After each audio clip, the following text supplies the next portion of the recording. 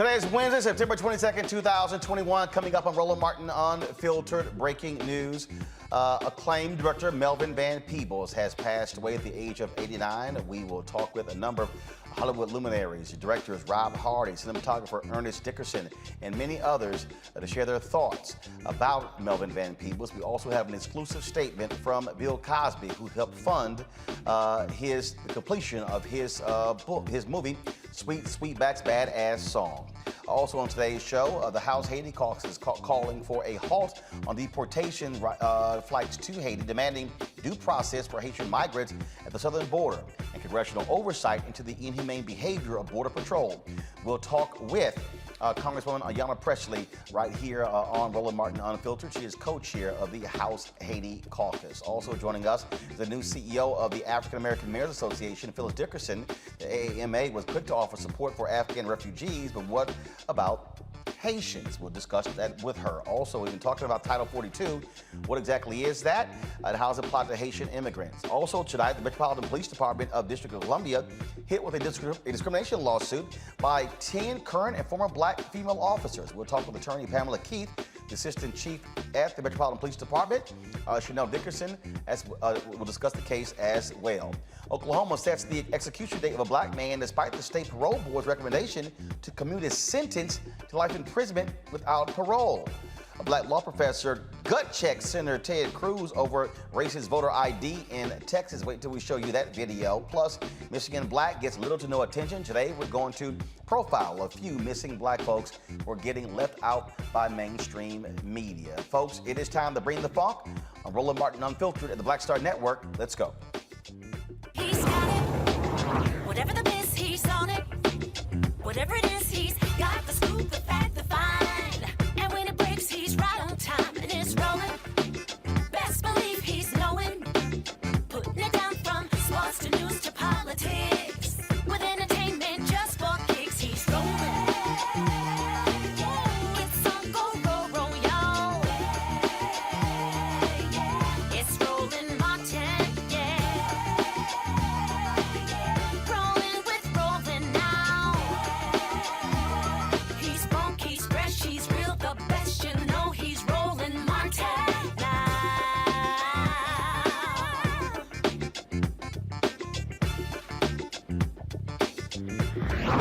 Martin.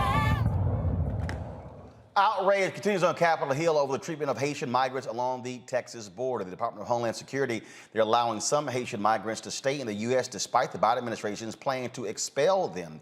It's not clear how long that is going to take place, but there's a concentrated effort to allow families to stay. DHS has placed several Border Patrol officers on administrative leave who use their horse reins as whips on the Haitian migrants.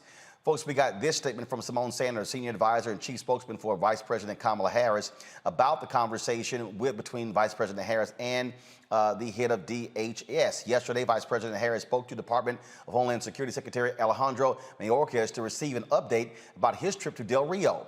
During that call, the vice president raised her grave concerns about the mistreatment of Haitian migrants by Border Patrol agents on horses and the need for all CBP agents treat people with dignity, humanely, and consistent with our laws and values.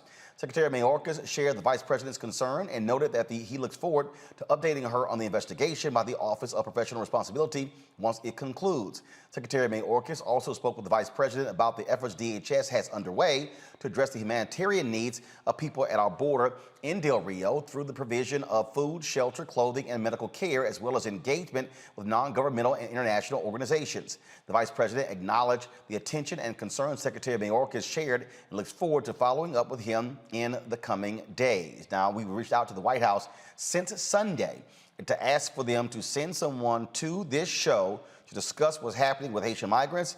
They have yet to send someone. Joining us right now, though, is Congresswoman Ayanna Pressley from Massachusetts.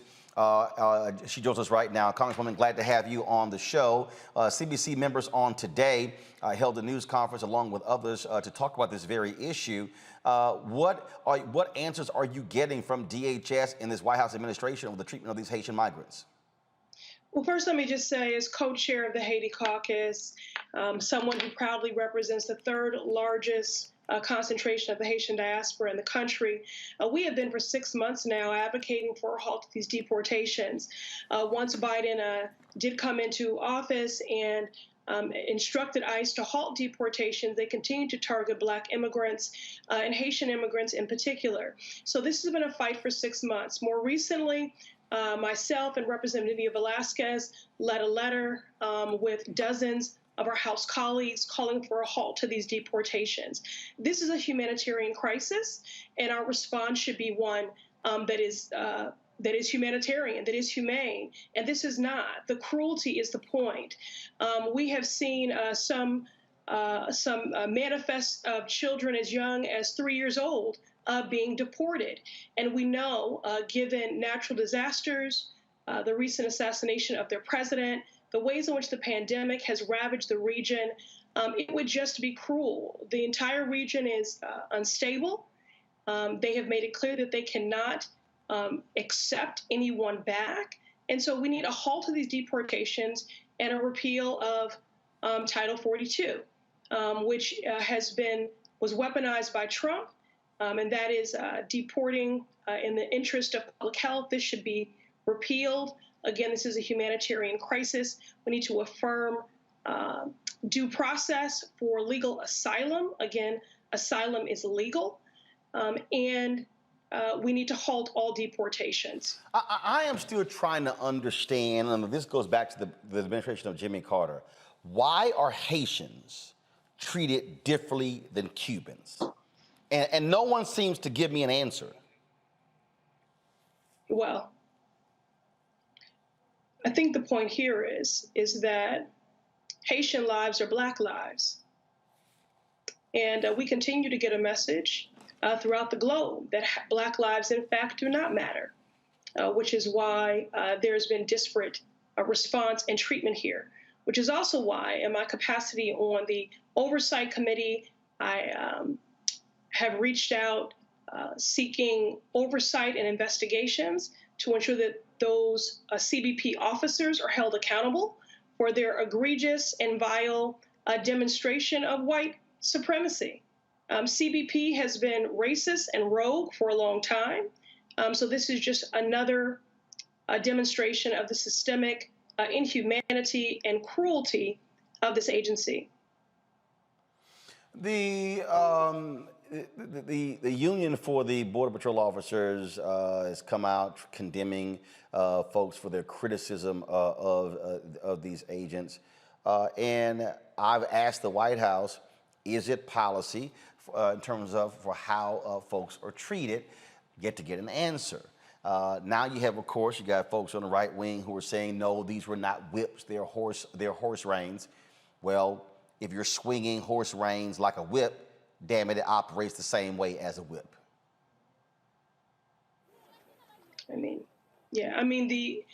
People keep talking about these images. It's important to, remember that these images are real people. These are not just images, but they are abhorrent. And what we have seen is it's unconscionable. It's cruel. It's inhumane. It's shameful. It's really shameful. And again, when we were in the face of this so-called national reckoning on racial injustice in the country, many espouse that Black Lives Matter. It's moments like this, in tragic inflection points like this, where we should be standing up and affirming that is in fact more than an expression, but that it is a fact that is codified in our policies. So these deportations must be halted. These rogue and CBP officers should be held accountable. They need to be. We need an investigation. Again, CBP has proven itself for a very long time to be racist and rogue. Again, even when deportations were halted by the Biden administration, ICE continued to target Black immigrants and Haitian immigrants in particular. And so now we see ourselves where we are in this moment when Haiti is dealing with three conflated, very severe crises, which they have yet to recover from and will not for quite some time. Mm-hmm. Large swaths of the region have no power, no clean drinking water, And again, many of those that they are deporting unjustly have not been to Haiti for more than a decade. And the children have never been there. And certainly during a time of such great instability, uncertainty, and violence, and a pandemic ravaging the region, this is not the time. This is the United States of America. We have the capacity to do the right thing here and to affirm due process for legal asylum. And the only thing that we're missing in this moment is the political will and courage to do it. Well, we certainly want to see more from this administration. Vice President Harris, when she was a senator, was highly critical of the use of this particular policy, which was pushed by white supremacist Stephen Miller under Donald Trump. It continues with the Biden administration. And so have they given you answers as to why they are continuing using it if, when running for president, then Vice President Joe Biden, now President, saying we should be treating people in a more humane way? Then you had a federal judge, Emmett Sullivan, here in D.C., who said they could not use this against families. And it was going to go into effect in 14 days, but they're actually going to even appeal that decision. Well, I've not spoken with the president directly. I have been in ongoing communications with the White House, and I did have the opportunity to speak to Vice President Harris directly about this when we were together at her residence celebrating the 50th anniversary of the Congressional Black Caucus. And I found her to be sympathetic, to agree with our characterizations, and I know that, and to be responsive.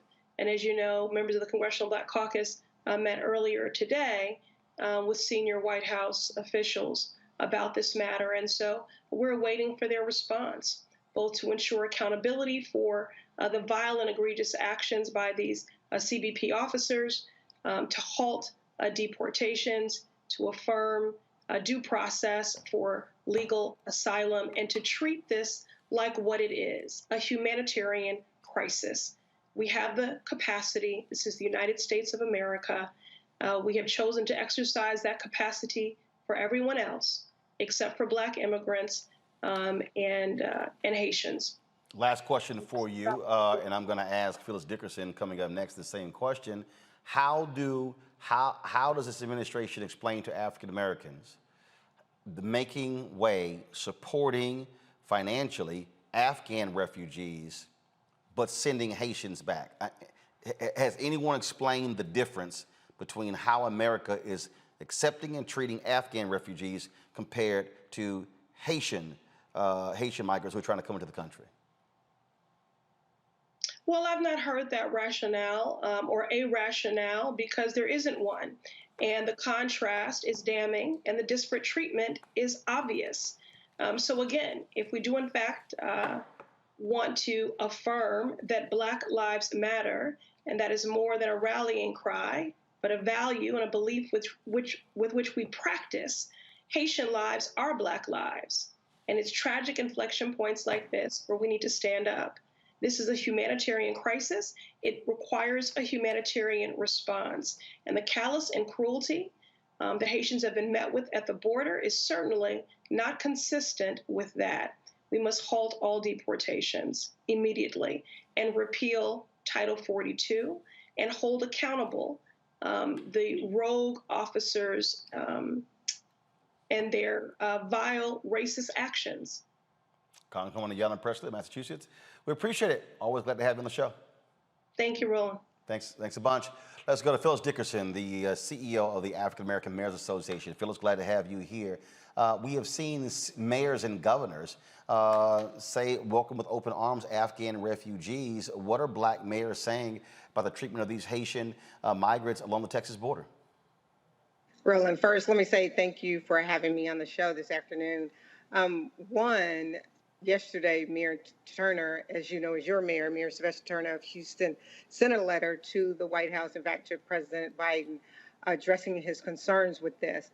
The images that we see coming out of the Texas-Mexico border are horrific. It took us all the way back to slavery when you saw the horses, white men on horses and the whooping of the Haitians and rounding them up. And so, and so we have, as a group, as an organization, spoken out against this. The letter was sent to President Biden, and it addressed our concerns and the images that we were seeing. And we're asking for.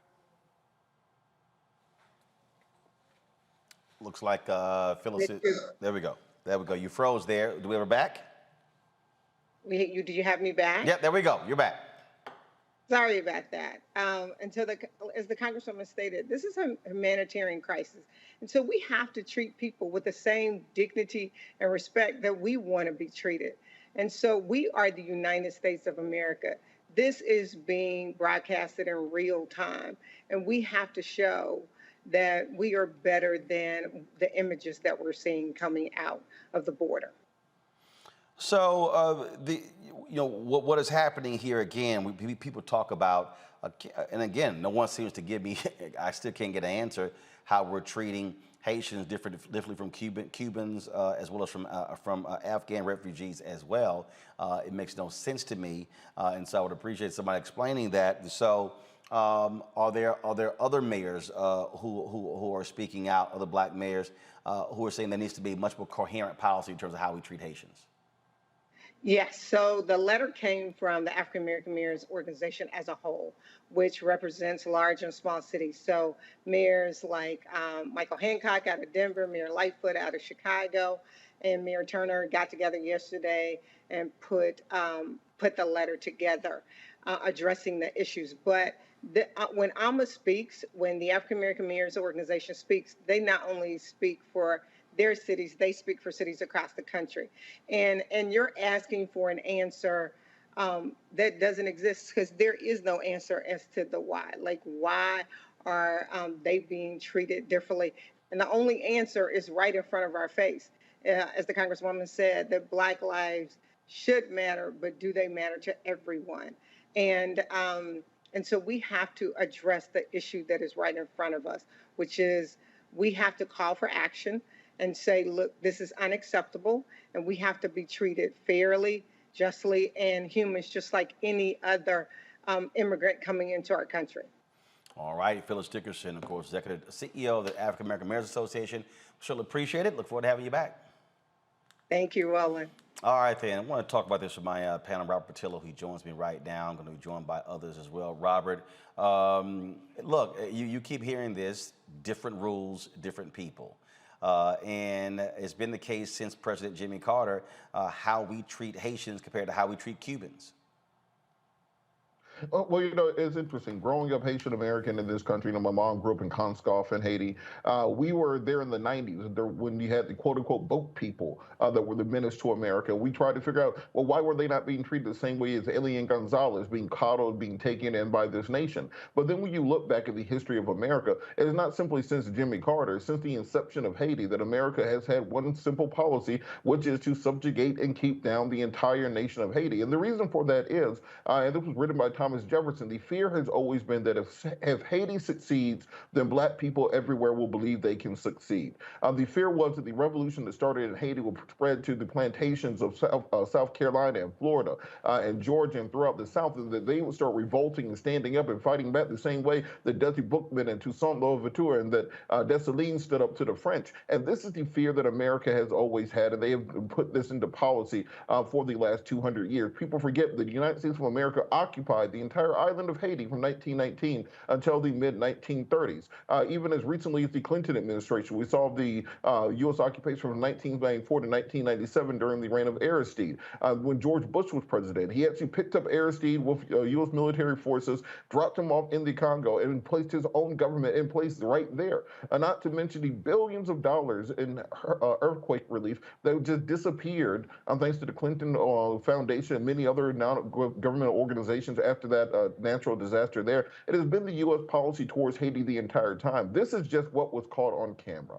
None of us believe that these are the first time that these road cowboys and bounty hunters rode around the Texas border, doing a Walker Texas Ranger impression, beating and whipping people, particularly Haitians and other African migrants who are coming into the nation. That is simply put the culture and the policy of America, and we have to demand more from the Biden administration because guess what? The largest Haitian population in America is in Florida, and if you would want to lose a swing state for a generation, have both the Cubans and the Haitians in Florida mad at you at the exact same time. And concurrently, we have to flex that muscle to ensure the administration understands that this is the end of this policy. We'll no longer accept disparate treatment to Haitians and other black groups of migrants for political purposes. The reason no one can give you an answer because the answer is right in front of your face is because they're black. And until we admit that and until the administration is willing to do something about that, this will continue for the rest of our lives.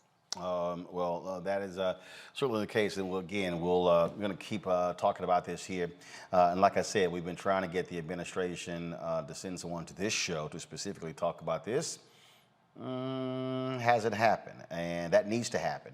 And I made it clear I'm gonna hit them, call them out every single day until they do, because what is being stated so far is simply insufficient with what is going on.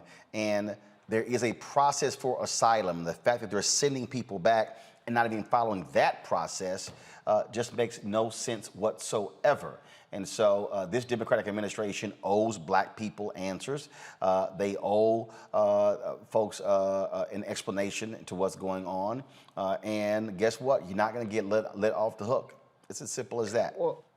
Well, they're going to be right back in 2022 and 2024, and they're going to have the same old dog and pony show, the most important election of our life. Voting rights are on the ballot, this, that, and the other. But it's going to be very hard to pull that coalition back together that got Joe Biden elected. That coalition of young voters, first-time voters, African Americans, Latinos, women. You're not going to have the boogeyman of Trump on the ballot, and therefore you're going to have to put some points on the board. You put points on the board by passing things such as George Floyd Justice and Police Act, passing things like the John Lewis Voting Rights Act and For the People Act, but also doing right by Haitian Americans and understanding that this is the perfect opportunity to show where your administration is different than the Trump regime. Quit trying to prove yourself to moderate Republicans, quote unquote, thinking that's the way forward. They are never going to come back. They're never going to vote for you. They have not yet admitted that 2020 was even a real year, that it was a real election. So because of that, you need to be coming through for the people who supported you. That includes Haitian migrants, because in those southern states and those swing states,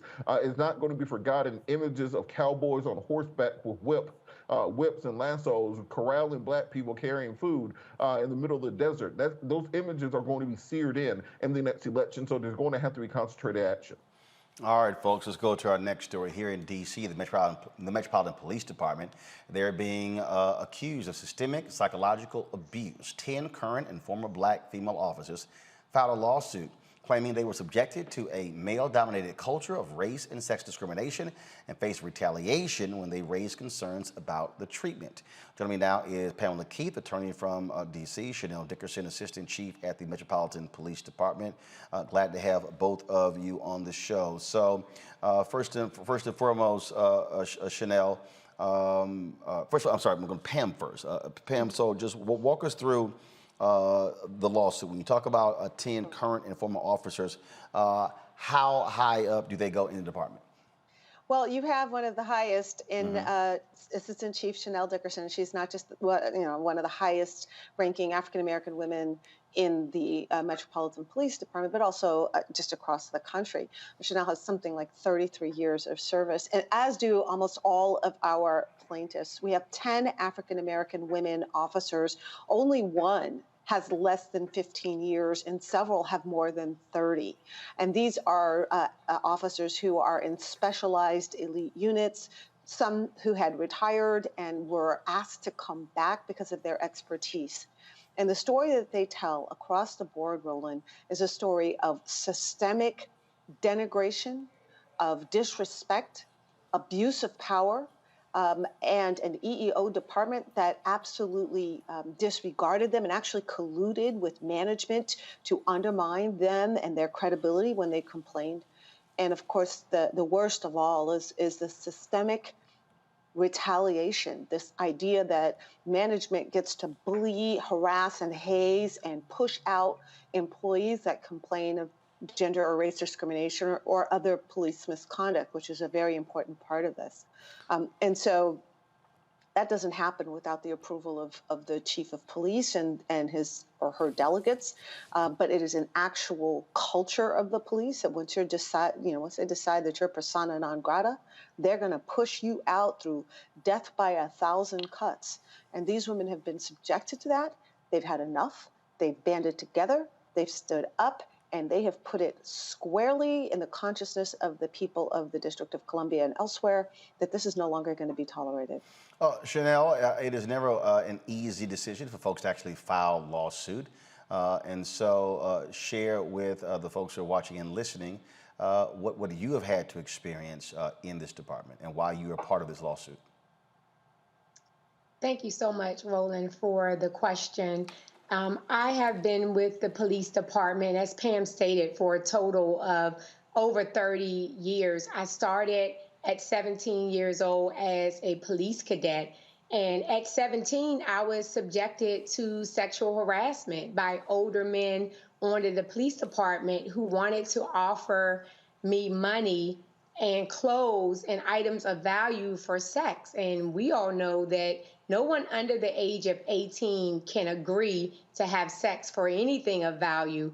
And I asked to be transferred at that moment. And later, I resigned and I moved away from the area. But I returned back at the police department in 1994 and became a civilian employee. But unfortunately, in 1995, the lieutenant, my supervisor, started to sexual harass me.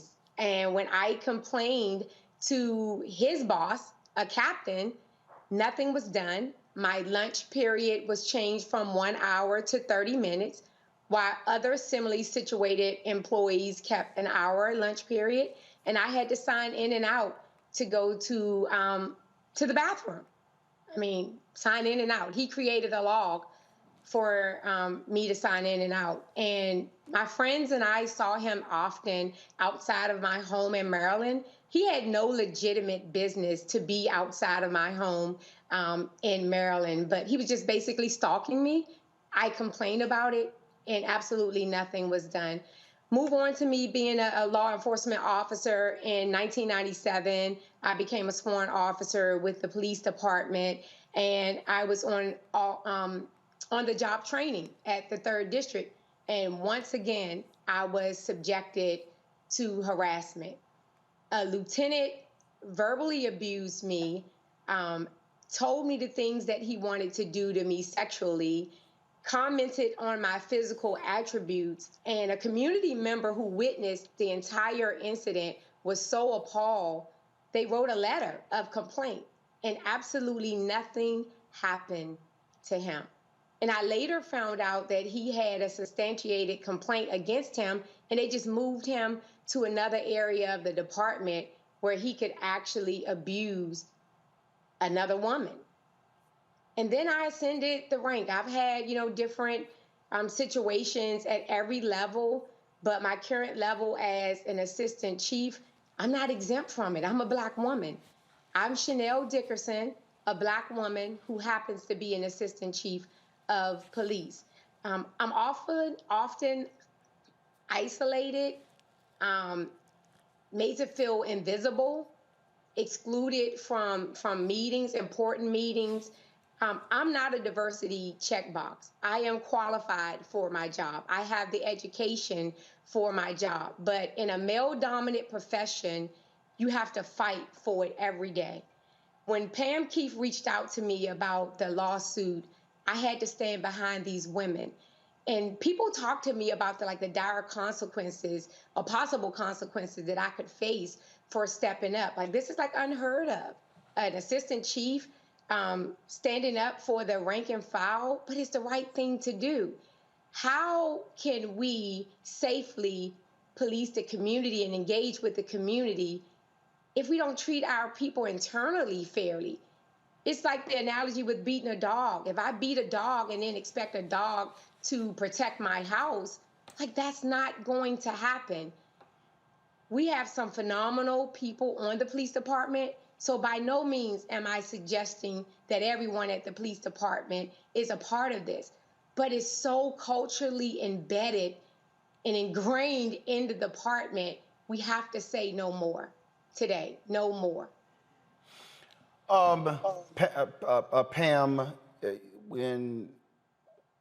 what did the city do? I mean, obviously, what Chanel described, she didn't just keep it to herself. Was there anything from city council members, mayor, or others? Were folks alerted? Folks were alerted. I think they perhaps underestimated the strength of our case. Not only do we have 10 extraordinary, phenomenal class representative plaintiffs, but we also have sworn affidavits from the employees within the EEO department of the MPD that have made clear that the EEO director thinks his job is to collude with management to discredit complainants. And that is shocking to have, not just one person, but 3 people who corroborate that the EEO department is dysfunctional. And I don't think they anticipated that either. What we've gotten so far is sort of the placeholder response. You know, we believe in equality and inclusion, and we're going to take this seriously and take a look at it, which I expect. I mean, again, I think they were a little bit surprised at the scope and the depth of this complaint. It's 213 pages of chapter, verse, and footnotes of what these women have been put through. Because we decided we weren't going to be vague, and we were going to name names and put in dates and specific incidents, so they cannot claim that, you know, this is a unique circumstance. All of these women in different stages of their career, different parts of the department, are telling the same story of retaliation, discrimination, and being ignored and devalued. But I do wonder, Roland, about what the city's response is going to be. I mean, you have 10 Black women with a total of more than 285 years of service to the District of Columbia. And almost all of them have more than 15 or 20 years of service. So are they going to say all of these 10 women are lying? Yeah, I guess they could, but not sure that would work. They could also say, well, no, they're not lying, but what's happening to them is not a big deal. That, you know, being treated this way is perfectly acceptable. Not sure that's going to be a winning strategy either. Or they could say, well, yes, it's bad and it's happening to them, but we don't want to do anything to stop it or change it. Also an option. But I just find that we did our due diligence and we did the work to show that this is not just happening to these 10 women, that this is happening to Black women across the board, and that it is a confluence of disrespect of them because they're women in a male-dominated field, and disrespect of them because they are Black women in particular. And this news broke today, Roland. Our office has been bombarded with calls of people who are seeking representation because they've been treated this way in the MPD as well. So, you know, we feel our case is very, very strong, and we hope that this is actually an opportunity for a mayor like Muriel Bowser and for the City Council of DC to be the transformative leaders that they claim to be. Chanel, final comment from you. Since you decided to go public with this and announce this lawsuit, have you been shunned? Have you heard from other women in the department who said, thank you for doing this? Has there been any response directly to you? Yes, it has been. People are calling both of my phones. I have 2 cell phones. Officers are calling. They're very emotional and crying. This case is bringing up a lot of bad memories. I have to admit, I suppressed mine, and this case actually brought up emotions for me. People want to know how they can get to be a part of this lawsuit. People want to know that they have, we have their support. It's an overwhelming amount of support. I'm getting it from clergy members, ANC commissioners, community members, men on the department, regardless of their race, are reaching out saying, hey, that was a power move, and I can't believe that you are risking so much to stand up for the rank and file, and we really appreciate you. It really resonates, the words resonate within my spirit, because I knew that it was the right thing to do. At the end of the day, if I stand up and I'm standing alone, but you're standing for what's right, how am I going to look myself in the mirror and sleep at night if I know that there's 9 other members? See, I can accept things happening to me, right, and not do anything about it. But how do you allow this to happen to 9 other women on the police department? And for 3 years, I was the highest ranking sworn female member on the department. And people look up to me. I felt like a fraud, so I had to step up. And I'm not worried about it. I haven't been shunned. I do not expect to be shunned. We really have a phenomenal police department, but we need to do better with this. So this is our opportunity to rally together. I would like the police department to acknowledge that we have gone through this, and let's work together to fix it and ensure that this never happens again. We can have a zero tolerance policy for discrimination, but we don't have a zero tolerance policy for retaliation. I would like to see that. Thank you. Assistant Chief Chanel Dickerson, Attorney Pam Keith, we surely appreciate it. Thanks a lot. Thank you for having Roland. us. All right, I want to bring my panel, Tiffany Lofton, of course, activist, and also still with us, Robert Patillo. Tiffany, listening to that, it speaks clearly in terms of what women have to face in many of these male-dominated places, such as police departments and fire departments.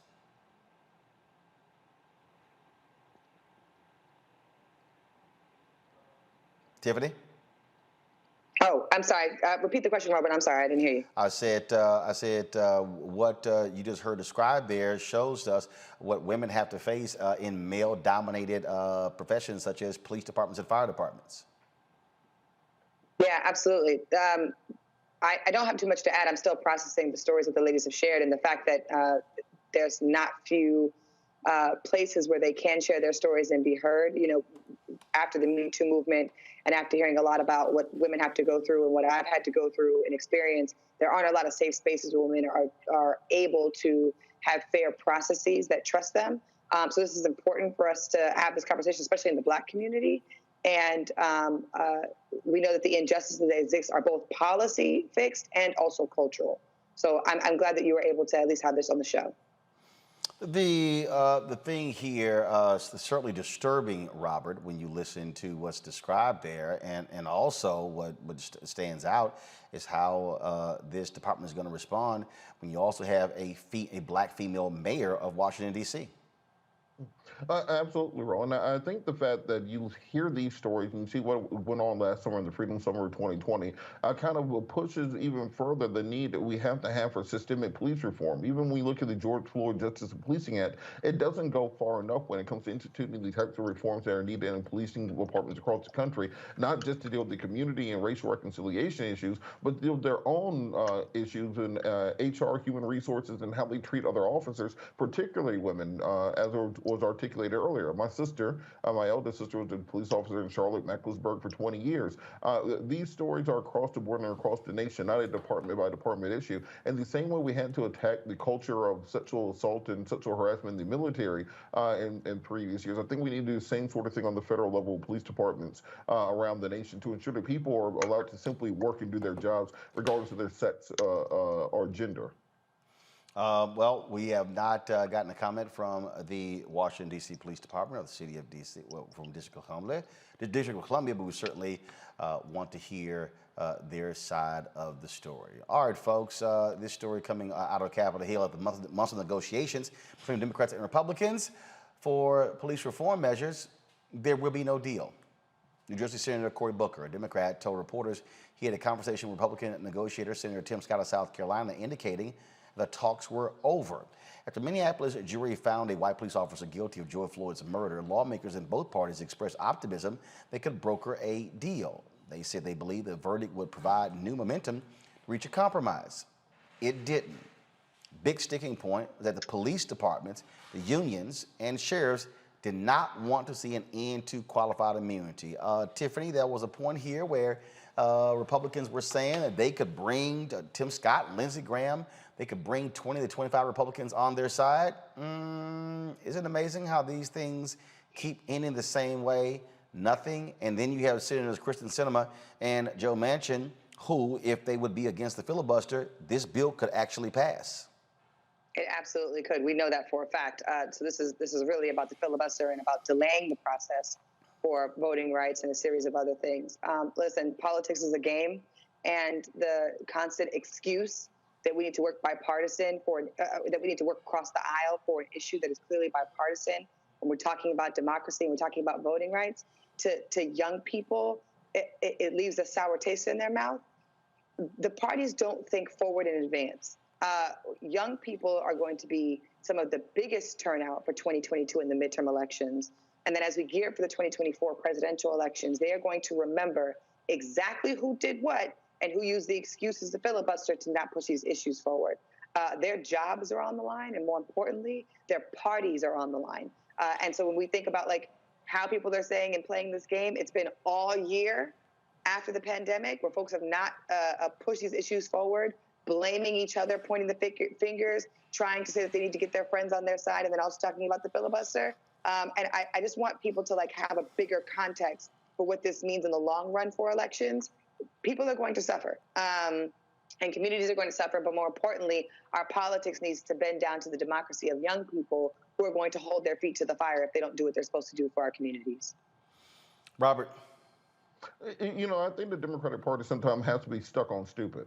It's as if they do not want to win, that they have no interest in actually doing anything for their voting base that would actually encourage them or give them any reason to continue supporting them. They're like the Falcons, basically. They go out there every Sunday, you root for them, you think they're going to do their best, and they keep losing. And they'll find a new way to lose no matter how they lose the last time they lost. And what Democrats have to understand is, look, without African Americans, without young people, without progressives, you cannot win. So when you allow someone like Joe Manchin and Christian Sinema to basically tank police reform, when you had protests in 20 cities around the country, when you had international support in every part of the globe, from New Zealand to China to Iran, were protesting for George Floyd, you cannot get a bill passed after that. Just shows you how broken the system is. And I don't blame Republicans, because Republicans are going to do what Republicans are going to do. But when you look at the fact that even if they did get rid of the filibuster, they did not have 50 votes within their own caucus to pass the bill. You were not going to get Manchin. You were not going to get Sinema. From my sources, there probably were at least 5 other Democratic senators that would not have supported the George Floyd Justice and Policing Act, because they are so well supported by the police unions and the First Order Police. And this just shows the corruption in our political system. And this is why so many people check out of politics, because if you do all the things they tell you to do, you give them the House of Representatives, you give them majority in the Senate, you give them the White House, you knock on doors, you register to vote, you do all those things, and you get absolutely nothing out of it. Meanwhile, as soon as the Republicans get elected, they have a $1.5 trillion tax cut and they're building the wall, and somehow government just works different for them. So unless Democrats are going to get on their horse and start passing some bills, 2020 is going to be a tough year for them. But here's the deal, though. We say Democrats, what do? A U.S. senator can do whatever decision that they make. It passed the House. Democrats in the House did their job. Okay, what now? I mean, it's really 2 people who are really holding it up. Look, let's understand something. President Trump came into office with Lindsey Graham comparing him to death, and many Republicans not wanting to touch him for a 10-foot pole. He whipped that entire Senate Republican caucus into shape to the point that they will vote for whatever it was that he said, including decertifying the election and claiming that the entire thing was rigged. No. Hold on. But Robert. Mitch McConnell was not leading a 50-50 Senate. He was leading a 52-48 Senate. So they did not have the same dynamics as the Democrats did.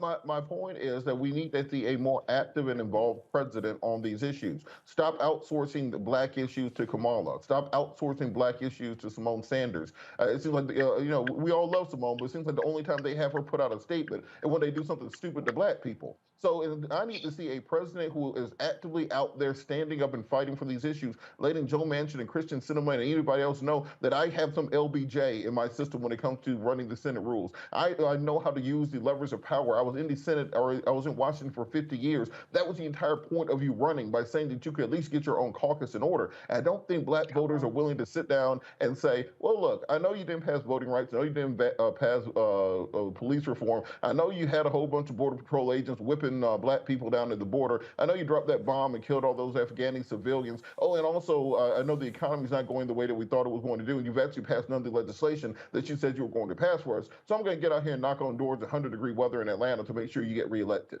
That's just not the way that things work, and they know that's not the way that things work, and they're going to get up off their butts and do something about it. Otherwise, they're going to find themselves in a very poor position going into 2022. And it is going to be a problem, Tiffany. It is going to be a problem going to voters to go, what the hell did you get passed? Oh, listen, what Robert just said is what I said 5 minutes ago. He just said it in a way better way than I did. Ripped off all the examples, including also what did you do when the Texas ban happened and the Supreme Court didn't do anything? And also, what did you do when you were trying to cancel student loan debt that you told us you was going to work on, but you only did it for some people and not everybody else? As an organizer who has been doing for the last 10 years that door knocking that Robert just got finished talking about, it is entirely difficult for me to go and talk to regular folks and knock on their doors and say, hey, we need you to vote. And the question that I always get is, what are elections going to do for me? And when we think about the daily impact that it has on people and their cost benefit to going to go cast their ballot and cast their vote, it becomes harder for leaders of organizations. It becomes harder for people who are invested in the party. It becomes harder for organizers who want to see an improvement in their community to convince people to do something for somebody who did nothing for them. And every day that he waits, and I'm talking about Joe Biden, every day that he waits, every day he takes inaction is another strike against him and the entire party. And so that's why I talked about 2022 for not only the party, but for 2024. And listen, I think that that I said this a long time ago, and I've been saying it for a long time. I didn't want a punk president. I wanted a president who was going to take action, who was going to support the communities that said they were going to support, who were going to support the communities that got him into his job in the first place. Joe Biden has not done that since I've seen him be in office. And I think that the party does itself a disservice when they can't hold the president accountable to do things that they promised they were going to do. I was talking to my friend the other day about strategizing what we're going to have to do to move some of these campaigns that we're working on. I'm literally right now working on getting aid to the border in Haiti. And, you know, when we talk about Republicans, they don't really care if people are yelling and screaming. They care about money and they care about their jobs, whether or not you're going to elect them again. Democrats, you can protest them all day and they'll feel bad, but I still don't know what moves them, what moves the actual power for us to win what we want to win. And it's an embarrassing party for us to be a part of. So I think, you know, I agree with what Robert just said prior to me speaking. And young people, like I said, are paying attention. And when the elections happen again, you're not going to be able to use me to come out and use on behalf of the party and speak on your panel to talk about why young people need to vote in the election. I'm going to tell us why we need to vote, but I'm not going to tell them why they need to vote for y'all. We're going to start doing independent stuff. We've been doing independent stuff. There are some incredible young, specifically people of color and specifically young women of color who are running for office who don't affiliate or associate with none of these parties. And I hope they whoop y'all tail in the election. I'm just going to say that. All right, folks, I got to show y'all this here. There was a hearing today on Capitol Hill talking about voter ID and the usual being an asshole, Senator Ted Cruz. He thought that he could somehow check a sister and some others. You want that smoke? Here you go, Ted. Chairman, I want to start with a question for each of the 5 witnesses. In your judgment, are voter ID laws racist? Professor Tolson. Thank you for that question. So it depends. One thing we have to stop doing is treating all voter ID laws as the same. Okay, so your answer, I want to move quickly, so it depends is your answer? Yes, that's my answer. Okay, so what voter ID laws are racist? Apologies, Mr. Cruz, your state of Texas, perhaps? Okay, so you think the entire state of Texas is racist. What about requiring an ID to vote is racist? So I think, sir, that's pretty reductive. I'm not saying the entire state of Texas is racist. You just said my state of Texas, so you tell me what about the Texas voter ID laws is racist? So the fact that the voter ID law was put into place to diminish the political power of Latinos with racist intent and it had been found to have You're racist asserting intent, that. What's your evidence for that? The federal district court that first resolved the constitutionality of Texas's voter ID law. Okay, so your view is voter ID laws are racist. How about you, Mr. Yang? I agree with Professor Tolson. Voter ID laws can be racist. Okay, that's other 2. context. Mr. Science? There are some voter ID laws that are racially discriminatory in intent. How about in practice? In intent, fine, you say there's some racist with a malevolent intent lurking in the back of their mind. But let's just talk about it as a practical matter. When I go to vote, they ask me for my ID. I pull out my ID, I show it to them, I vote. Is that racist? If the law that requires you to do that was motivated by racially discriminatory intent What about the under effect? our Set aside Constitution. intent. Set aside intent. I'm asking about the effect. Yes, in effect, I Okay, think that Ms. there are Reardon. discriminatory effects from a number of voter ID laws. Okay, thank you, Ms. Reardon. I'm going to give the witness a chance to answer the question. Go ahead, Mr. Sine. Yes, in effects, I think many voter ID laws are discriminatory and in design. They are designed to have that effect. Okay, Ms. Reardon. No, sir. Mr. Van Spakovsky. No, particularly because every single state that has passed an ID law has put in a provision to provide a free ID to anyone who doesn't have one. The turnout numbers show it has no effect, and I would remind everyone that the current version of the Texas voter ID law for in-person voting, the Obama administration agreed in court, in a court filing, that they were satisfied with it and that it was not discriminatory. You know, I have to say this, the wildly partisan nature of the Democrats' proposal. The record should reflect all three of the Democratic witnesses invited by the chairman maintained to this committee that voter ID laws can be, in many instances, in most instances, I think of the various ways they formulated, are racist. So let me tell you who disagrees with that. 35 states across the country disagree with that because 35 states have voter ID laws in effect. But not just 35 states. 81% of voters in America disagree. I'm tired of his line ass. Bottom line is this here, we're dealing with a true idiot in Ted Cruz there, Robert, and it is what it is. Well, let's understand. It's the argument the Republicans have been having about voter ID. It was made for absolutely one reason, which is that you can look at the maps. Right about the same time the Republicans stopped winning the popular vote is when they started pushing these voter ID laws in the mid-90s. After the Reagan Revolution, after George W. Bush, they saw the demographics of the country were changing, and therefore we started seeing the first rollout of voter ID laws in the mid-90s. 1997, Georgia got its first voter ID law, and even at that time, you could use your light bill, your water bill, any public utility, those sorts of things as identification to say who you are and where you are. When that was not strong enough to get them in power, that's when they rolled out the 2005 voter ID. And this is what we saw sweep across the nation then, which were the more stringent voter IDs, many of which were struck down as being poll taxes, such as the Georgia law, which was struck down in 2006. And now we are in our third wave of voter ID laws. The entire idea, as Reverend Jetson likes to say, is about skimming. It's not about making sure that every single person can't vote. It's about ensuring that one out of every 100 people does not have the right to vote. 1%, that's all it really takes to win an election.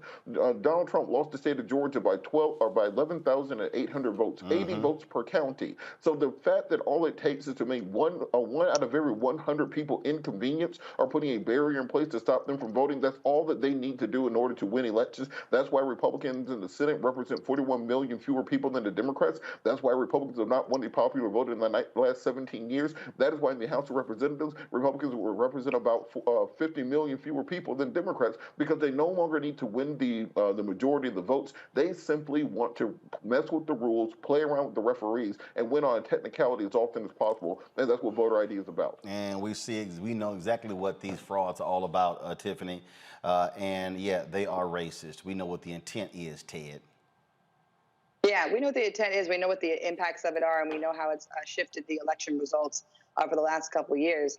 But what's interesting about the clip you just played, Uncle Roland, is that we are watching Ted Cruz fight on whether or not he is being called racist, whether or not the state of Texas is being called racist.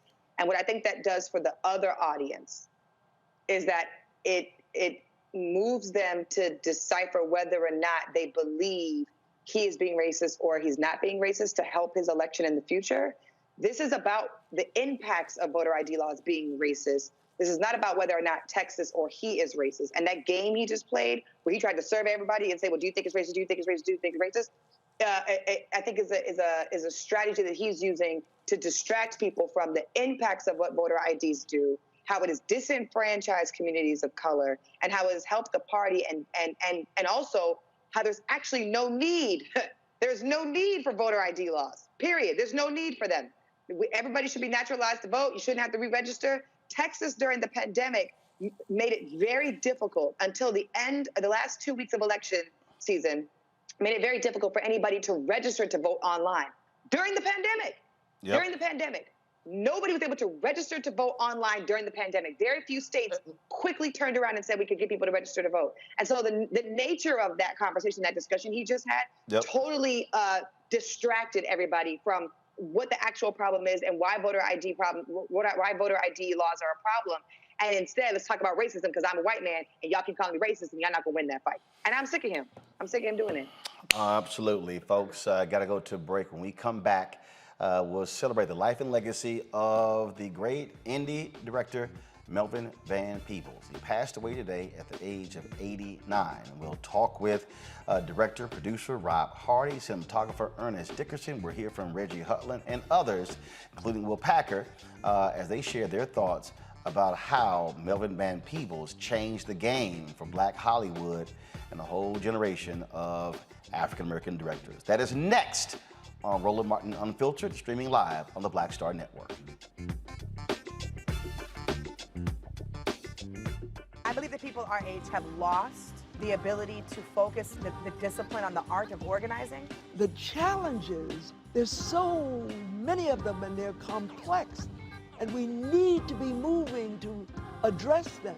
But I'm able to say, watch out, Tiffany. I know this road. That is so freaking dope.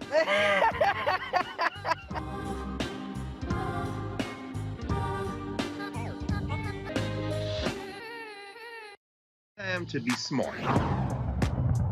Roland Martin's doing this every day. Oh, no punches! Thank you, Roland Martin, for always giving voice to the issues. Look for Roland Martin in the whirlwind, to quote Marcus Garvey again. The video looks phenomenal, so I'm really excited to see it on my big screen. Support this man, Black Media. He makes sure that our stories are told. See, this difference between Black Star Network and Black-owned media and something like CNN. I got to defer to the brilliance of Dr. Carr and to the brilliance of the Black Star Network. I am rolling with Roland all the way. Honored to be on a show that you own. A Black man owns the show. Folks, Black Star Network is here. I'm real revolutionary right now.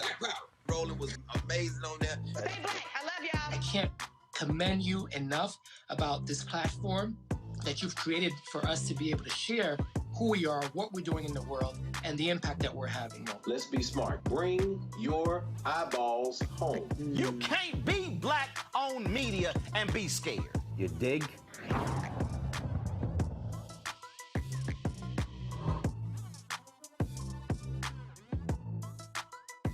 Yo, what's up? This your boy Ice Cube. What's up? I'm Lance Gross, and you're watching Roland Martin Unfiltered.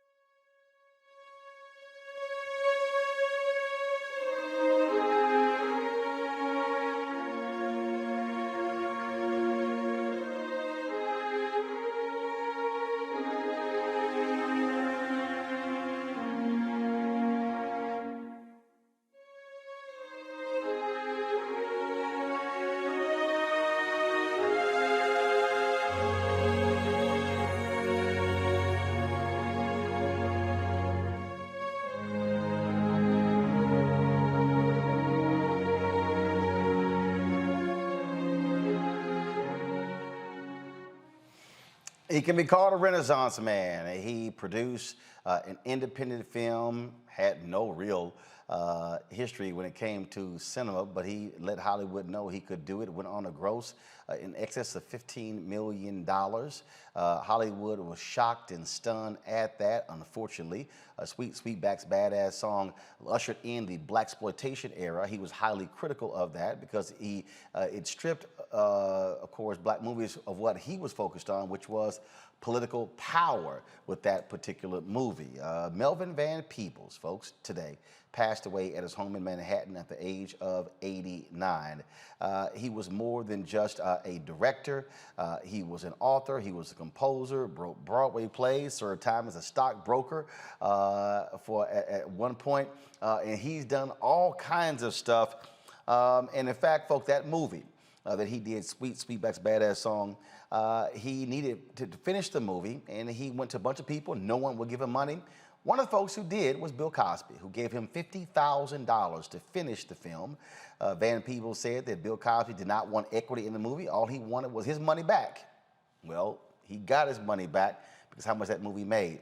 We reached out to Bill Cosby. We got this exclusive statement through his rep, Andrew Wyatt. This is what Bill Cosby had to say about the death of Mario Van Peebles. Melvin's work as a composer, writer, and performer need to be studied. He was very prolific and at times prophetic. The two original 33 and a third albums, Rare Soul and Ain't Supposed to Die Natural Death, are amazing. Written, composed, and performed by the great Melvin Van Peebles. In his time, Melvin did not have the luxury of producers and directors of today. Thank you, Melvin. One of those folks who is a director and a producer is Rob Hardy. He joins us right now just to share his thoughts and reflections on the life and legacy of Melvin Van Peebles. Rob, what immediately comes to mind as we pay tribute and pay our respects to the passing of this great man?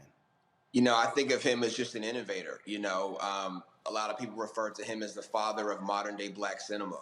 And, you know, he was the person that unapologetically was him. He was political, he was creative, and he was also an indie filmmaker that went out and made films his way by any means necessary. And, you know, that ushered in that era of the Blaxploitation films, but not even so much from the exploitation side, but just from the fact of making films by us and for us and starring us.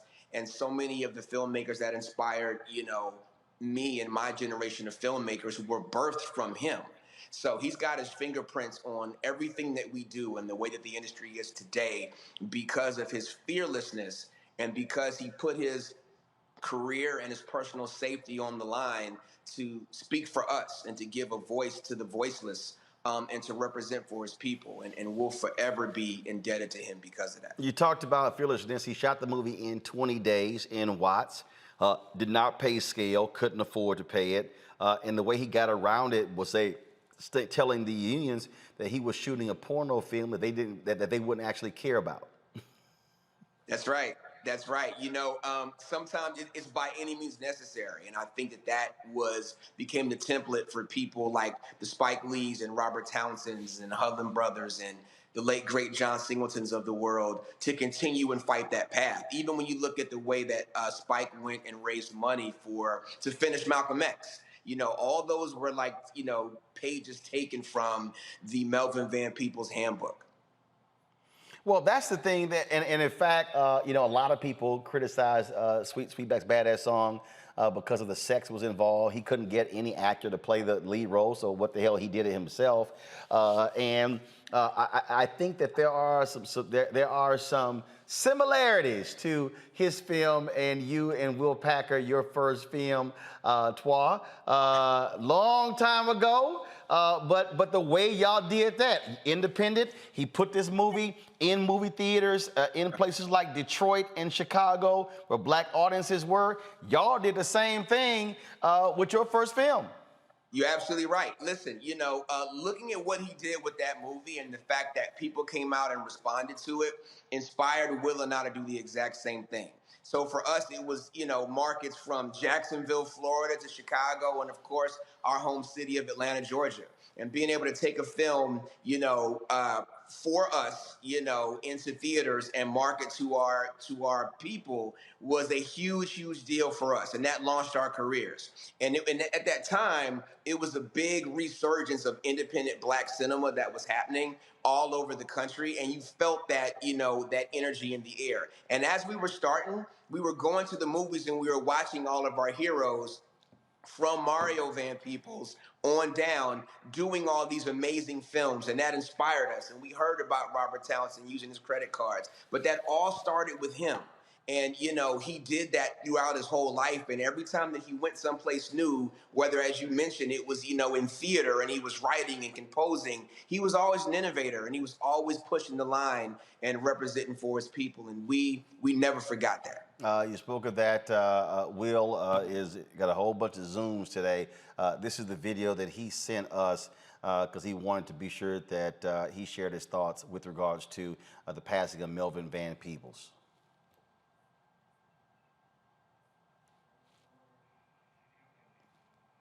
Let's see here. Not sure what's going on with the audio. Audio's up, folks. Okay, all right. So we'll get this we'll get this fixed so we can have that. The other thing that I think here, how much he was self-taught.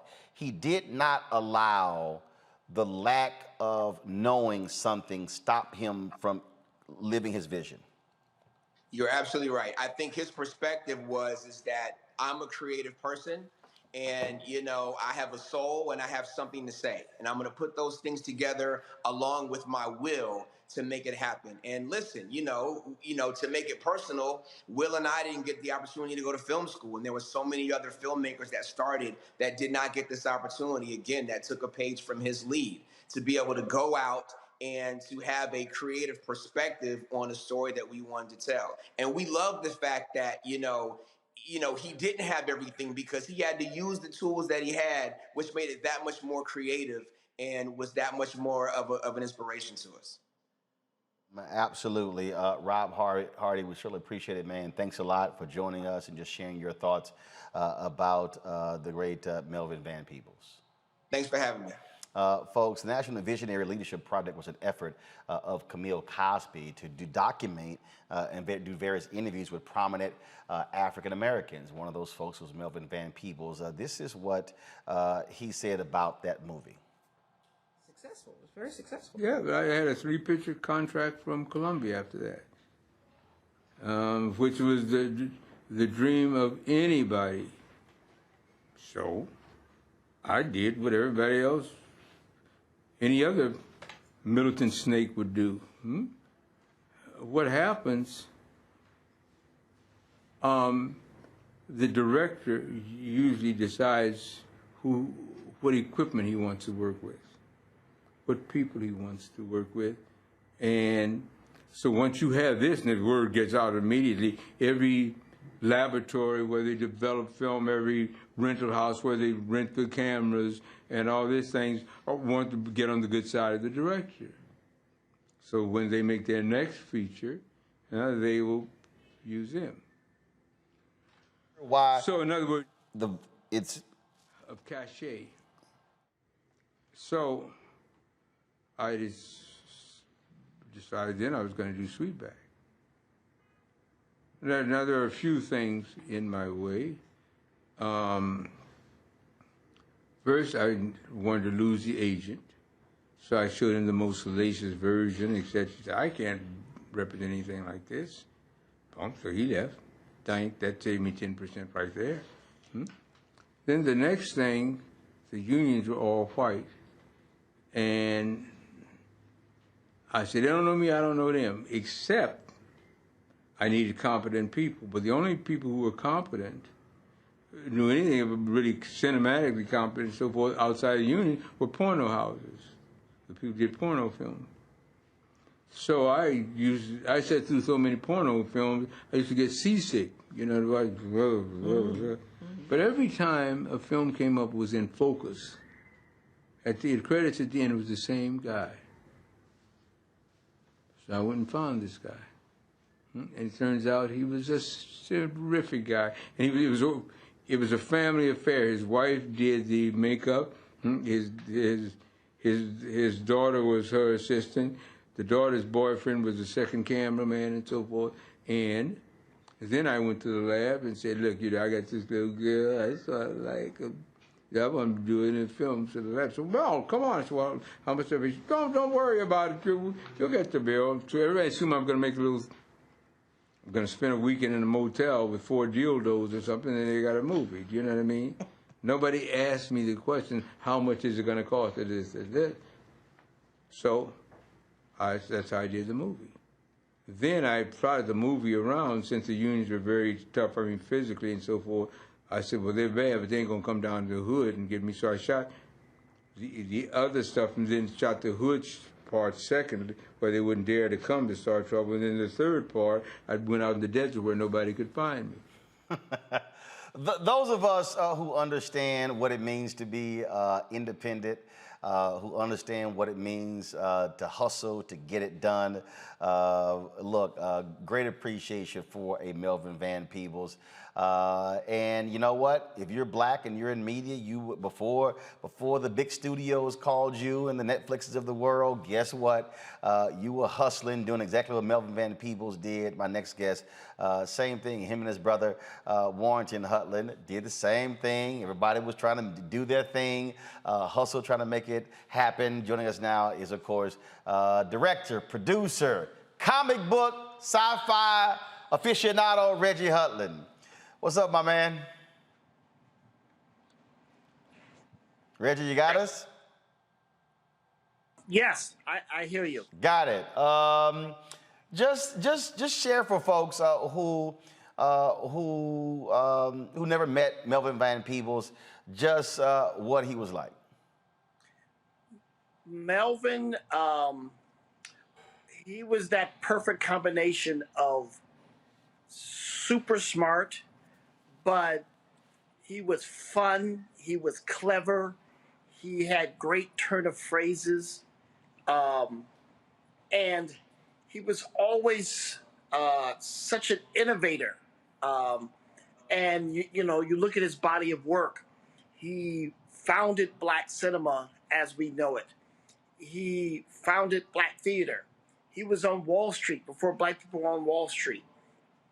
I read his novel. You know, he launched Earth, Wind, and Fire. You know, he was a guy who just said, "Oh, I can do that," and just did it. He was a big inspiration for me because that's what I try to do. I've done movies and television and comic books, and I try to emulate his freedom of expression in every medium. And that's the thing that I think, when I think about Melvin Van Peebles, when I think about Gordon Parks, these were people who said, you know what, I want to do that. So, I mean, Gordon Parks, he was, of course, shooting photos, and you know what, I think I'm going to paint. You know what, I think I'm going to compose a Broadway play.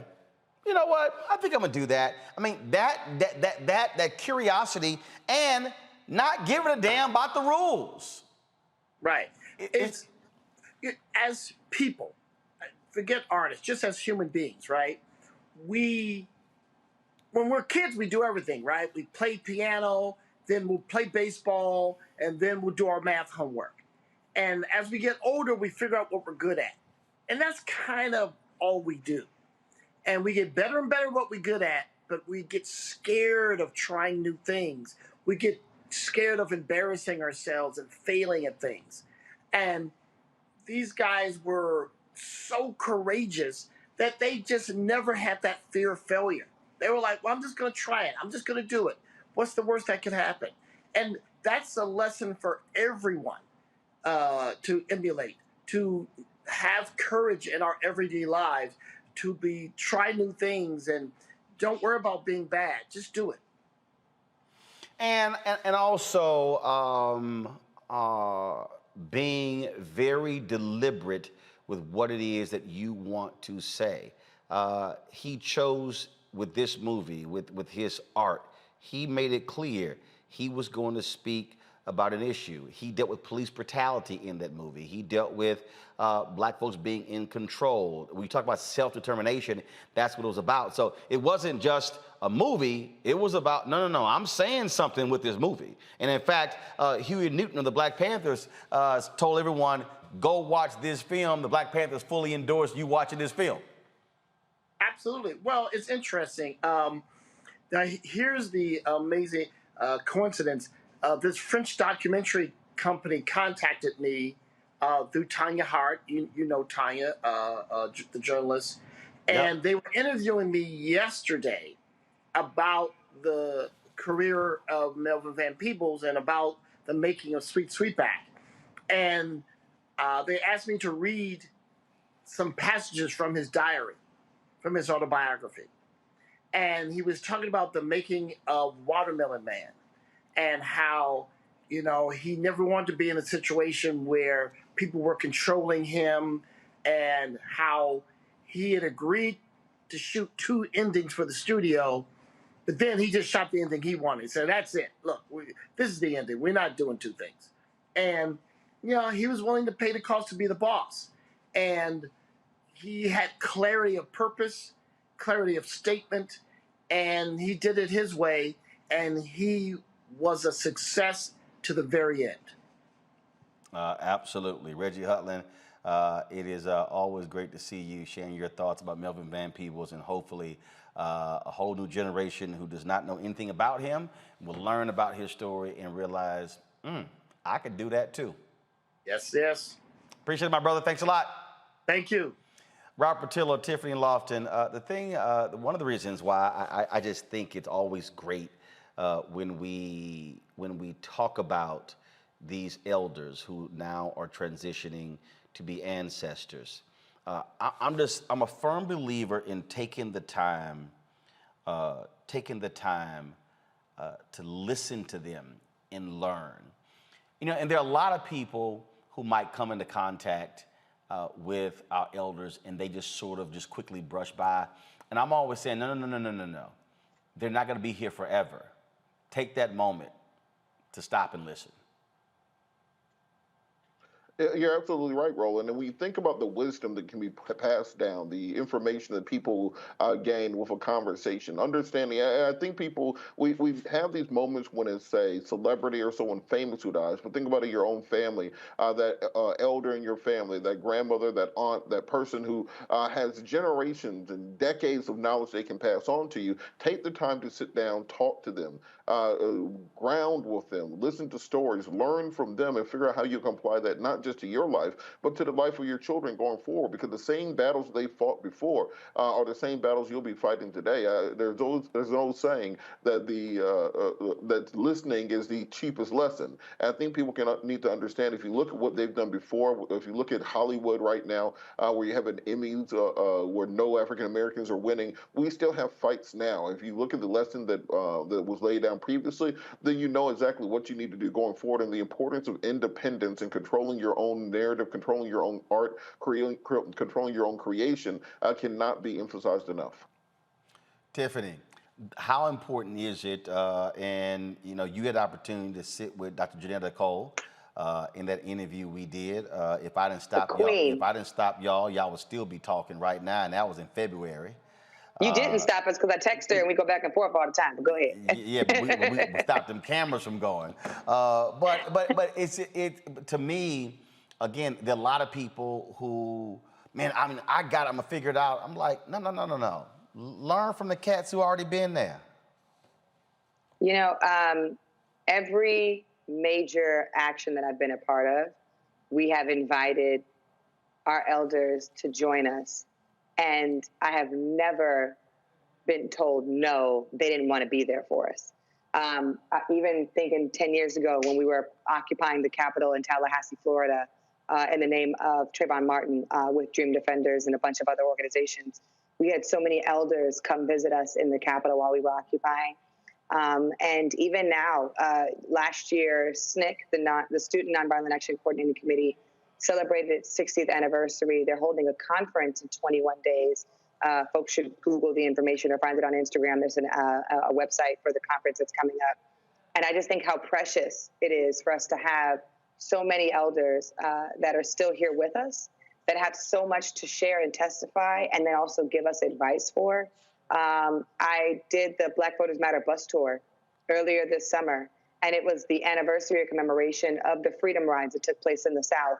And what was amazing about that, Roland, was that we stopped in 10 different cities, and we didn't talk about just the figureheads that everybody is a household name for. We didn't talk about John Lewis. We didn't talk about Rosa Parks. We didn't talk about Fannie Lou Hamer. We talked about the individual organizers of every single one of those cities. And as one of the program coordinators, you know, I got to interact with them and then usher them to the stage so that they could give their remarks and share about what happened when they were there and what do they want us to take away from that moment. And specifically being in Memphis, Tennessee, for the rally in Memphis, Tennessee, there was an elderly woman who was there who was one of the Freedom Riders, who's still here to this day. And she said, "Look at me, young lady." And I said, "Yes, ma'am." You know, my family's from Louisiana, so I just have a different level that I was. "Look at me, young lady." "Yes, ma'am." She said, you will remember the stories, You will remember when it happened. You will remember how it made us feel. You might not remember our names, but you will remember the work. And that's all we ask. We want you not to honor us as individuals, but to acknowledge what we went through and never forget your history. And I was like in program mode. I had my little walkie-talkie. I was like, I had the little agenda, and I was like,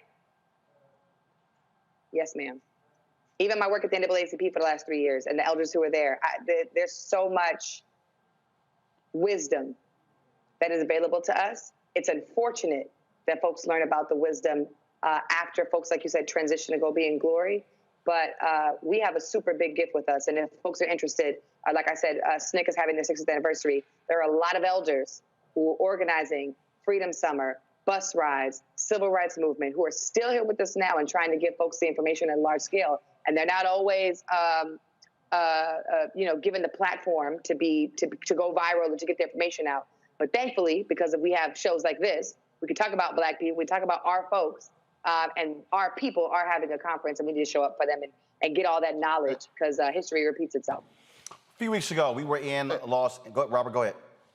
No, just to piggyback off of that, I do want people to remember to don't just start remembering people after they pass. Give them their flowers while they're still here. For example, Reverend Jackson's being released from his Parkinson rehabilitation today, so I want to give a shout out to him and give an update on him coming back to us and making sure that we see these people who have fought for 75 years still fighting today to give us the energy that we need to fight back against the Joe Manchin and Christian cinema. Also, we have the Rainbow Push Conference coming next month, creatingopportunities.org. Absolutely. And folks, a few weeks ago, we were in Los Angeles doing a variety of interviews. And one of the folks we sat down and talked with was Mario Van Peebles. During that conversation, of course, as he always does, he's always invoking his father. And he told the story of his dad taking him to a bar mitzvah and what he learned from his father about the experience. Watch this. The things that my dad saw in me, he said, okay, I know how to deal with Mario. He's an ambitious cat, so I know what I can do with him, but that's not the same thing I can do with his brother. One size fits all. Parenting doesn't get it. And how many siblings you have? I have a brother and a sister. Got it. Yeah. One size fits all. Parenting doesn't get it. So he was able to. I'll give you a case. Let me tell you one quick thing. This happened to me. I was writing a book on it called Free Thinker about my dad and my mom. I never knew what my dad was going to say. Smart cat, man. My sister and I were in LA once, and he said, I want to take you guys to a bat mitzvah. We said, what's a bat mitzvah? He said, it's a celebration, and part of it's a religious celebration and a coming of age thing, and I'm going to bring you. So my sister and I went, and they were these little beautiful Jewish kids, kind of nervous, kind of nerdy, and standing around, no one dancing. And me and my sister could dance. We looked like the Jackson 5 at the time. I had a big old afro. She had a big red afro. So we turned the music up, talked to the DJ, and we got out of the floor. We tore it up. And my dad was watching. And after we were dancing for a while, he said, come here, I want to talk to you. We thought, what's he going to say, He said, I love y'all, but I'm very disappointed. Because you two are beautiful. And you're beautiful, and you can dance. But you're not bringing out the beauty in the other people. There's two things we love about people, Mario and Megan. We love who they are, and we love who we are with them. You'll never know what that man who had been to Auschwitz was thinking, or that little Jewish girl is thinking. Because the way you're dancing is so intimidating that they're going to just watch you and applaud you, but you're not bringing out what they applaud in themselves. So you guys are going to miss out, and I'm disappointed. So did he want y'all to bring them to the Brother, dance we floor? went back out. Let me tell you, we went back out. My sister got the old man up. I got the girl up. We got everybody up. And the guy wound up funding my movie years later, the kid who's bat mitzvah. Wow. You got to bring out the beauty in others. See, you see what I'm saying? And my dad understood good allies come in all colors. They don't just look like you or vote like you. Don't leave love on the table. It's funny. I'm going to share a few more clips from that interview of Mario Van Peebles talking about his dad, Melvin Van Peebles. Right now, I want to go to director, cinematographer, the guru of the look of films, Ernest Dickerson. You've seen a lot of the work he's done with Spike Lee and others. He joins us right now just off the set. Ernest, just share your thoughts with the folks watching and listening about Melvin Van Peebles. Well, I'm shocked. You know, I mean, I lost a brother last week, and I lost a father this week. Melvin was a father to us all. He was the force of nature who was the godfather for all modern filmmakers. You know, he was the one that started it back with Sweet Sweetback. But even before that, you know, he was an accomplished artist. I remember I first heard of Melvin when he did an album being Brer Soul, and listening to some of his music and some of his word stylings, and he was also an accomplished playwright. You know, I saw the play Ain't Supposed to Die a Natural Death when it played. So he was a force of nature. He was an inspiration to all of us, and can't believe he's gone. We were talking to Rob Hardy earlier about Melvin Van Peebles and how, look, folks had to learn the hustle and how he made the movie and how he was fiercely independent. And, you know, you got a lot of folks who want to be accepted into the traditional Hollywood system.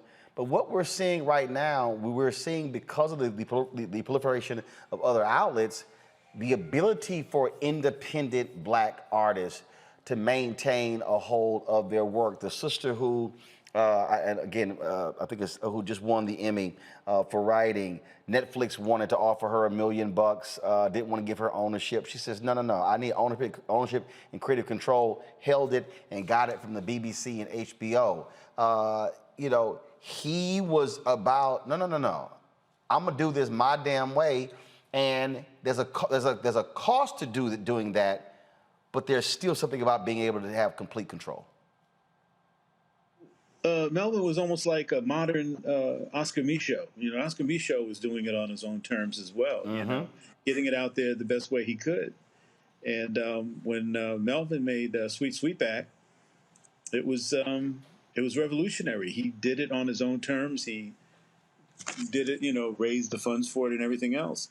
But everything that he did was cutting edge. Everything he did was always, you know, stretching the medium further. You know, something like Watermelon Man, the way to have Godfrey Cambridge made up as a white guy was pretty strong stuff for the year that it came out, which is, I think, maybe around 68, 69.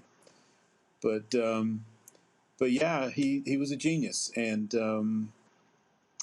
you know, not only in the art, but also financially. You know, I think he also had some success on Wall Street, if I'm not wrong. Yeah, he was for a time he was a trader on the floor of the New York Stock Exchange, the only Black. I mean, that was in the '80s. So he was like, you know what the heck? I'm just a stock trader. Yeah, yeah, an amazing, you know, like I said, force of nature, and he was unstoppable. Indeed. Until now. But he's still with us. His spirit is with us. He's not stopped. He's going to continue to inspire us as long as we're in it, as long as we're lasting, as long as we're here, carrying on his name. Absolutely. Ernest Dickerson, my brother, I appreciate you joining us, sharing your thoughts and reflections about life and legacy of Melvin Van Peebles. Thank you for having me. Yes, sir. Here's what Melvin Van Peebles had to say about being a pioneer to the National Visionary Leadership Project. How do you feel about the overall, what's going on in terms of the variety, in terms of what Black directors are doing, not doing? Any feelings at all about? Nope. Nope. There's something like, no, I don't know my job. To have feelings about, the one thing that overshadows or that trumps everything, I think that a large part of it is possible to make it possible. Okay. Now, Spike Lee is very clear about being inspired by you. that you have meant a great deal to him, artistically. Does that make you feel, I don't know, is it a positive feeling to be revered in that sense? Absolutely. Beats a burnt stick in the eye. Look, we can go around a little. I'm the Rosa Parks of the industry. Okay, boom, over and out. Again, you make it seem really simple, you know, but being the But Rosa... but the is he ain't. I is so far. Somebody says, "Oh, Rosa Parks got on the bus and they helped us all." Duh. What are you supposed to think about that? It's true. It's true, yeah. And then I know. So when something's true, fine, okay. Okay. And but with the caveat, many times things are true. Now what happens? Early on, after Sweetback of this and that, everybody was being touted as the beginner or the this or that. I mean, they were going to do an article about the people, me and Richard Roundtree and da-da-da-da. I said, well, wait a minute, guys, we ain't all in the same category here. Well, but you were going to do, there's a thing called drown the fish. Do you know what I mean? No. And so we're doing an interview. I said, wait a minute, you don't do an interview about Kubrick and Corman. What the hell you doing one about me and such and such? Huh? Well, so, no, go ahead and do it without me. You know what, Tiffany, I love about that? His whole deal is, okay, fine, I did it, next. Whereas others would ride that for the rest of their lives and sort of demand the. I remember Joe DiMaggio had a requirement that anytime he was introduced, he had to be introduced as the greatest living baseball player of all time, which was kind of a joke because there were other greater players than him, like Willie Mays. But that was sort of like anytime he got introduced, that's how he was introduced. There was so much humility in that. It was almost a little scary because I don't know the last time I've ever seen somebody say, "Listen, okay, yeah, I did all that. I understand what I did. Let's move on. What else you got to talk about?" And she was, you could hear the interviewer say, "What? Well, no, like, damn, I thought I was gonna get like a great answer out of it. Now I gotta ask something else." She didn't know what to do. She was stuck. She was like, "What? You realize who you are, don't you?" He's like, "Yeah, okay, I'm Rosa Parks of this industry. Okay, keep going. What else?" And all of us are like, "No, you can't move on from that, sir. You're incredible. You're amazing." I think there's so much humility in that. And in addition to all the other things that people are going to learn about him, I think that's one of the things in that clip that I'm just going to take away for the rest of the day of like, it's not about me. It's not about me. I think that's beautiful. Rest in peace and praying for his family in this transition. I think that's beautiful. This is what Spike Lee posted on Instagram. Spike said, "I'm so saddened by the loss of my brother Melvin Van Peebles, who brought independent black cinema to the forefront with his groundbreaking film, Sweetback's Badass Song. He personally signed this poster to me. Melvin was a big supporter of my film career. He even showed up to the set of Do the Right Thing.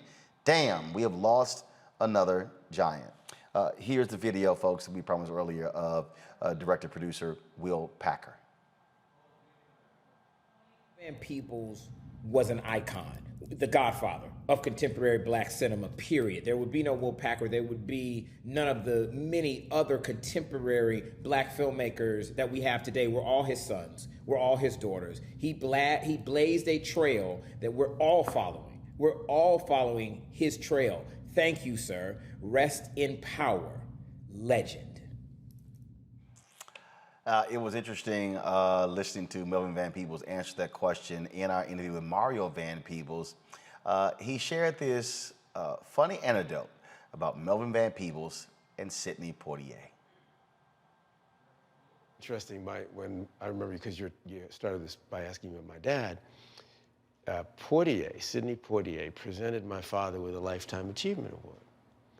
And so you hear Poitier, and then Melvin Van Peebles comes up. And my dad took the words, thank you, brother. He said, put the music on. We just gonna dance. And him and Portier started dancing. He said, we've done enough. We've talked enough. We've interviewed enough. We have earned it. Let's dance. In fact, all of y'all get up and dance with us. And that was it. That was it. He's like, I ain't giving a speech. No, that was it. I think remembering, and that's part of the joy of it, is remembering to have fun. That right there, Tiffany. First of all, that sounds like something, Tiffany, that you would do. Let's just go ahead and just dance. Let's just, we ain't got to get no speech. You probably would do a headstand on the on the stage. That's something that you would do. Yeah, You know me too well. But living in the moment is what I got from that. Like, okay, yeah, we're gonna celebrate, talk about me. Let's all. He wanted something bigger than that. I think that's so beautiful. You're absolutely right. I would have did some stuff like that. I said, all right, y'all cue music, DJ, drop that beat, did a headstand in whatever outfit I was wearing so that we can have a good time, because that's what it's about. We don't get a lot of that. Folks, it's about me, credit. And I think that, young people, I'm 32, young people, we get so excited when we learn new things. And to hear Spike Lee and to hear Will Packer and everybody else talk about how much of an icon he was to them, and then some of them are our role models, we're like, oh, there's levels to this. And we got work to do to learn who these people were, and it's unfortunate that we lost a giant in that transition for us to know about them, but there's so much more that there is to be learned about him. I would have definitely done some stuff like that, but you gotta live in the moment. You gotta live in the moment. This is the tweet from Sally Richardson. I've just heard that this dear special man has passed away. Melvin Van Peebles was my father in my first big movie, Posse, and also a filmmaker that paved the way for me and many others. Mario Van Peebles, I'm so sorry for your loss, my friend. Love you much, and prayers for the family. She posted that about 40 minutes ago. And so you see the likes of Terry Vaughn, Mara Akil, and others commenting there on her page. We have another soundbite here of Mario Van Peebles talking about his dad's epic film, Sweetback's Badass Song. It's when Melvin Van Peebles says, okay, I made my little movie Watermelon Man. It was a comedy, cool. But now I'm gonna make a film called Sweetback. I'm gonna fund it myself. I'm gonna have a multiracial crew. I'm gonna own it. And you make a movie and say, I got a new band called Earth, Wind & Fire in this movie. And you make the movie that becomes the top grossing independent hit. You never got another job offer after that. And I said, Daddy, why? You could make a movie, Sweetback, that made $15 million when it was $1 a ticket. That'd be like me and you going off and making a movie that makes $150 million today at $10 a ticket. I said, why wouldn't you get another job offer? He said, son, if you go into a pool hall and everyone counts on the fact that you can't play pool, and you play along with it and scratch and fumble, and then you whoop ass and take all the money, you can't go in the same pool hall again. The pool hall is called Hollywood. Mm-hmm. They don't like that. So you have to understand that sometimes that means, Roland, and I know you know this already, that you have to be bold enough to do it on your own. Not everyone's gonna be cut from that cloth. That's what a revolutionary is. I think that's probably the best way we can end tonight's show, the tribute to Melvin Van Peebles. He passed away today at his home in Manhattan, surrounded by his family, at the age of 89. There's no doubt more tributes will be pouring in, talking about him, talking about his life, his legacy, and we certainly appreciate that. And folks, what you saw there was portions of the interview that I did with Mario Van Peebles. It is for a one-on-one show that will be called Rolling with Roland, that will be on Black Star Network, which is one of the reasons why we do that. In the spirit of a Melvin Van Peebles, it's independent. Don't have to ask anybody's opinion, don't have to ask anybody's permission to do it. We just do it. We own the cameras, we get on the plane, we go make it happen, and we tell our stories. And that's why it's important to do so. And so, I don't know, matter of fact, I saw a tweet earlier, my homegirl Heidi Barker, I've known her for years with NABJ. She tweeted this She tweeted this, wondering if any of the big three network news shows covered the death of Melvin Van Peebles tonight. And here's the deal, folks. We don't worry about what they do. The reality is, we know they are not going to dedicate 45 minutes or an hour to paying tribute to Melvin Van Peebles. But that's why we have Roland Martin Unfiltered. That's why we have the Black Star Network. Because as the first black newspaper, Freedom's Journal, said on March 16th, 1827, we wish to plead our own cause, too long have others spoken for us. And so this is about us being able to tell our story, for us being able to celebrate in our way our former elders who now transition to ancestors. So we want you to download the Black Star app. It's on every available platform: Apple, Android, you have Apple TV, Android TV, Roku, Fire Stick, Samsung TV, Xbox, all of those platforms. You can also join our Bring the Funk fan club. Every dollar you give goes to support this show. Cash App, $RM Unfiltered. PayPal, R Martin Unfiltered. Venmo is RM Unfiltered. Zelle is Roland at RolandSMartin.com. Roland at RolandMartinUnfiltered.com. And you know what? You can't worry about what others have to say. You can't worry about what others do. You can't worry about if people are just saying this, that, and the other about you. You know what you got to do? You just got to go ahead and just do what you do. You got to go ahead and do it. And like Melvin Van Peebles, he didn't worry about what people said about him. He just went ahead and do it. He just went ahead and did it, and didn't matter. And so that, folks, is what I think is so important about his story. And if you don't know about him, if you don't know what he represents, then again, take the opportunity to learn about Melvin Van Peebles and his amazing story. And so with that, we will see you tomorrow right here on Roland Martin Unfiltered on the Black Star Network.